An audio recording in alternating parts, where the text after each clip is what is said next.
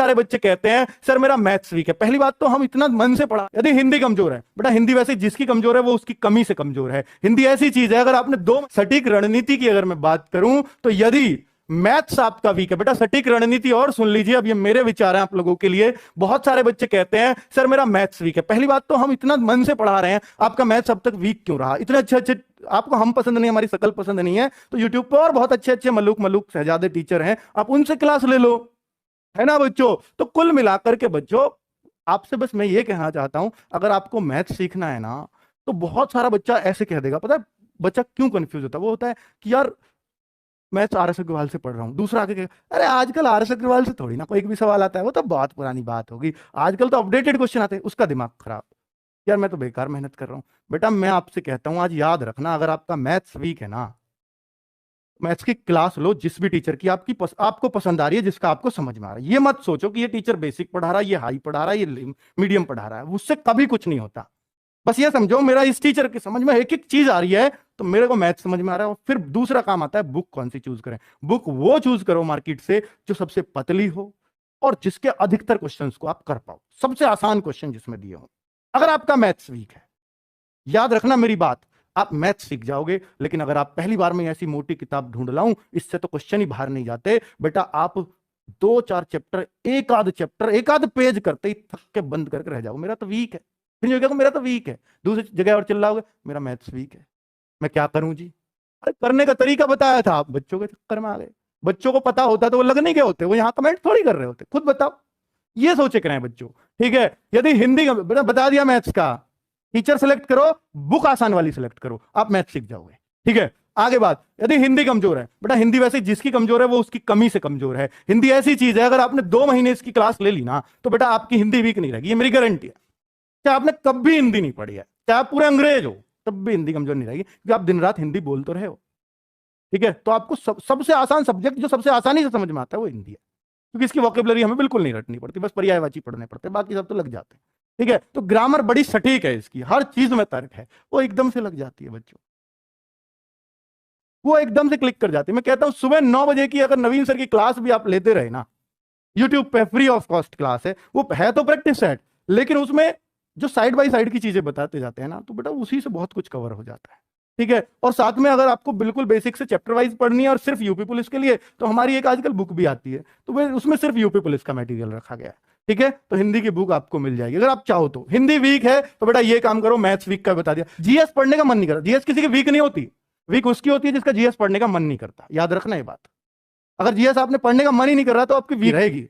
अब इसके लिए क्या करें बच्चों, जीएस के बहुत सारे सब्जेक्ट, बहुत सारे पहलू हैं, बहुत सारी क्लासेस इसी की वजह से बढ़ती हैं। तो मैं आपसे ये कहता हूं कि जीएस में आप पहले ये देखिए, आपका सबसे ज्यादा मजा आपको किसको पढ़ने में आता है? हिस्ट्री, ज्योग्राफी, इकोनॉमिक्स, आपको पॉलिटी, सबसे पहले ये देखिए कि आपको सबसे ज्यादा मजा किसको पढ़ने में आता है। तो आपको लगता है हिस्ट्री पढ़ने में आता है, तो हिस्ट्री पढ़िए, पहले एक पोर्शन को खत्म कर दीजिए।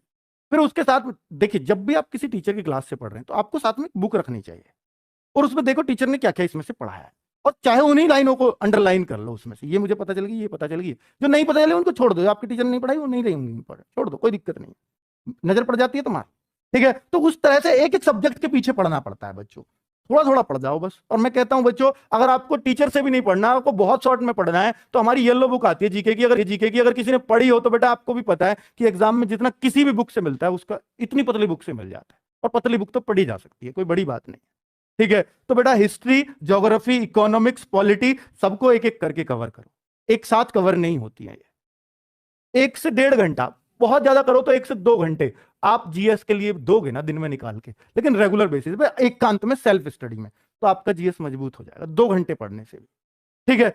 चलिए, लेकिन वो रेगुलर बेसिस पे, ऐसा नहीं आज पढ़ लिया यार कल मन नहीं कर रहा जीएस पढ़ने, तो नहीं होगा, ठीक है, बिल्कुल नहीं होगा। और कभी भी किसी चीज को नहीं पढ़ो तो पिछली का 6 बार रिवीजन हो जाए, ये याद रखना। 6 बार कैसे करना है, ऐसे नहीं आज भी 6 बार कर लो। देखिए हमने कोई चीज पढ़ी, आज पढ़ी, 2 तारीख को पढ़ी, 3 को, 4 को, 5 को, 6 को, हम इसको पढ़ रहे हैं, आज इसको पढ़ रहा हूं, कल जब मैं दूसरी चीज को पढ़ूंगा तो पहली चीज का रिवीजन करूंगा, जब मैं तीसरी को पढ़ूंगा तो इन दोनों को रिवीजन करूंगा, जब मैं ये करूंगा तो इन तीनों को रिवीजन करूंगा जो 3 दिन में पढ़ा था। तो इस पर क्या हो गया, इस पर 3-4 बार रिवीजन हो गया। तो यानी जब 6 को पढ़ोगे तो इसको 1 बार और रिवीजन, 6 बार पढ़ने के बाद जब 7वें पे आओगे तो इसको छोड़ दो। अब जो 2 तारीख को पढ़ा था, 3 को, 4 को, 5 को, 6 को, 7 को पढ़ो। अब जब 8 पे आओगे इस 2 वाली को छोड़ दो, फिर अगली पढ़ो। तो चूंकि ये अब आपके परमानेंट हो चुके हैं, 6 बार ये माना जाता है कि अगर कोई चीज 6 बार पढ़ ली जाए तो वो बेटा हमेशा के लिए परमानेंट हो जाती है। जो उन बच्चों के लिए है नसीहत जो किताब से जीएस पढ़ते हैं और वो कहते हैं कि मैं अगला पढ़ता हूं पिछला भूल जाता हूं, उनके लिए ये। ठीक है, अब आप देख लेना, अगर आपको ये अप्लाई कर लिया तो आपकी जीएस वीक नहीं रहेगी, बाकी आपकी मर्जी है। रीजनिंग को हथियार बनाओ बच्चों। रीजनिंग अगर किसी की वीक है तो ये सिर्फ और सिर्फ आपकी कमजोरी है। रीजनिंग हर उस बच्चे का जो यूपी पुलिस का एग्जाम देगा उसका हथियार होना ही चाहिए। अगर वो नहीं है ना बच्चों, तो वो सिर्फ आपके सिलेक्शन में बाधा पैदा करेगा, कभी सहायक नहीं हो सकता। इसको तो कभी वीक छोड़ना ही मत। अगर छूट रही है तो वो सिर्फ आपकी गलती से। अगर आपको लगता है कि मुझे रीजनिंग मुश्किल लग रही है तो उन चैप्टर को आइडेंटिफाई कर लो। मान लो आपको सीटिंग अरेंजमेंट लग रहा है मुश्किल, तो लिख लो सीटिंग अरेंजमेंट मुश्किल है। अगर आपको लगता है सिलोग्स मुश्किल लग रहा है, सिलोगिज्म, कथन, निष्कर्ष वगैरह जो हैं वो मुश्किल लगते हैं, तो उन चैप्टर को नोट कर लो। उनको मत पढ़ो, अभी बाद में देख लेंगे। बाकी को तो पढ़ो।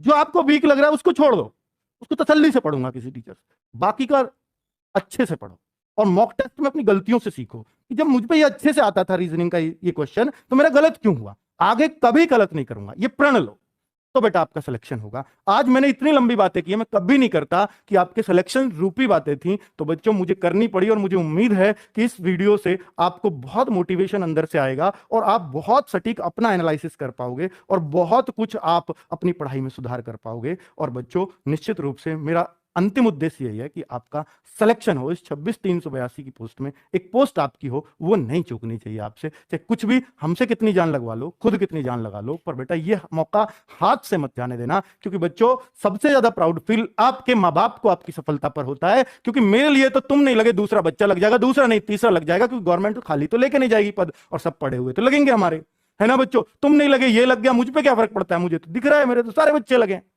भैया, इतने सारे मैंने तो भर दिए। मैं कहूंगा मैंने 10,000 लगाने, मेरे 10,000 लग गया, आप नहीं लगे तो मुझे पे क्या फर्क पड़ा, लेकिन आपके माँ बाप पे फर्क पड़ा। तो रियल मोटिवेशन आपके गुरुजी नहीं है, आपके माँ बाप है बच्चों। क्योंकि आपकी सफलता का डायरेक्ट असर आपके माँ बाप पे पड़ता है, मुझ पे नहीं पड़ता, ना किसी और टीचर पे पड़ता है। ठीक है बच्चों, तो ये याद रखना। ये मैं ये नहीं कह रहा कि मेरे से आपका लगाव नहीं है या मेरा आपसे लगाव नहीं है, लेकिन मैं सच्चाई बता रहा हूं आपको। ठीक है, तो आपका रियल मोटिवेशन वही है। और जब भी आपका मोटिवेशन डाउन हो, एक बार देख लेना उनको कि वो कितनी आस से आपकी तरफ देखते हैं और वो कितनी उम्मीदें आपसे रखते हैं और कितनी उम्मीदों से आपको समय दे